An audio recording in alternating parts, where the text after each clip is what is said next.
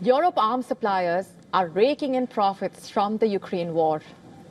With a collapsing frontline, losing more land each week to Russian advances, it seems, Ukraine is teetering on the verge of defeat in that nearly 4-year-long war. But as Kiev braces for another brutal winter war, President Volodymyr Zelensky has announced what he calls a historic deal. Ukraine says it is set to receive 100 French-made Rafale fighter jets. The deal is for the next 10 years, a massive defense package signed in Paris with President Macron. But then the key question here is, how will Ukraine pay for it? With war draining Kiev's resources, a war fatigue setting in, Europe is now exploring everything from grants, loans, even frozen Russian assets to finance these jets.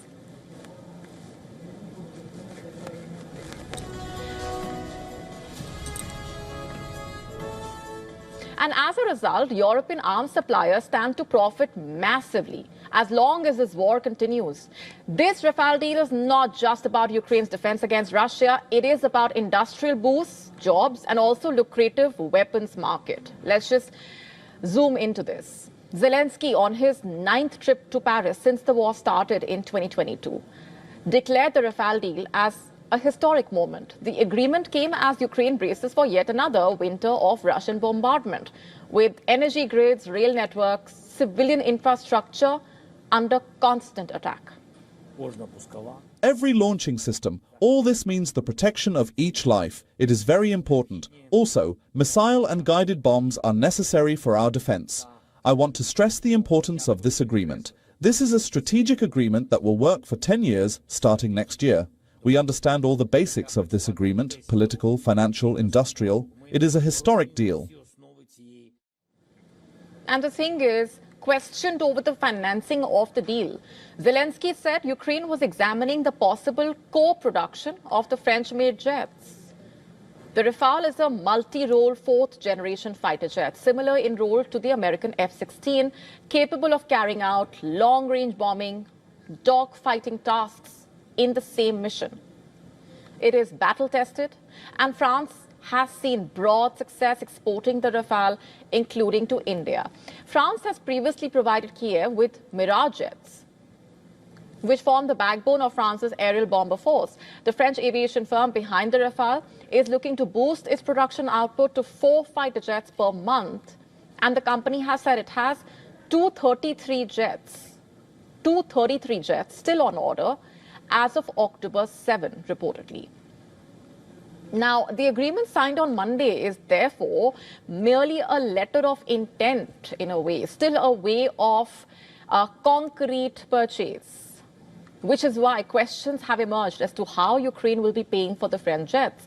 When Ukraine signed a letter of understanding for 100 to 150 Swedish-made jets in October in a letter to the European Union members on Monday, the European Commission president suggested that Ukraine had 3 options, independently or in combination, to meet its financing needs. She said these were grants from a loan funded by EU borrowing or loan linked to the cash balance of frozen Russian assets.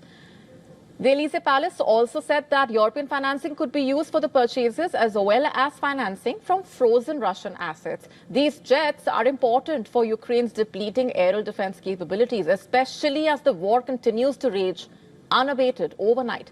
Russian drones sparked fires across the Dnipro, damaging more than 20 vehicles, 6 residential buildings, a media office, a radio studio, local businesses. 2 people were injured. Ukraine's public broadcaster has said its Dnipro office suffered major damage. The roof collapsed, the floors caved in, the windows were blown out. Rail services also were impacted, with reports about damaged train cars and delays across multiple routes there. According to Ukraine's Air Force, Russia launched 4 Iskander-M ballistic missiles and over 110 strikes, as well as decoy drones overnight, of which 101 were reportedly intercepted or jammed by Ukraine. 13 drones, 4 missiles still made impact. Meanwhile, Russia claimed that its forces struck 142 targets across Ukraine. Russian forces struck Ukraine's fuel depots, energy sites, rail hubs, as well as drone storage facilities, positions held by Ukrainian troops and foreign fighters. Moscow says it destroyed tanks, armored vehicles, artillery, and ammunition depots. With the Rafale jet deal, Macron has vowed long-term support to Ukraine, not only military but also civilian and economic cooperation. Zelensky called the signing a historic moment for France and Ukraine.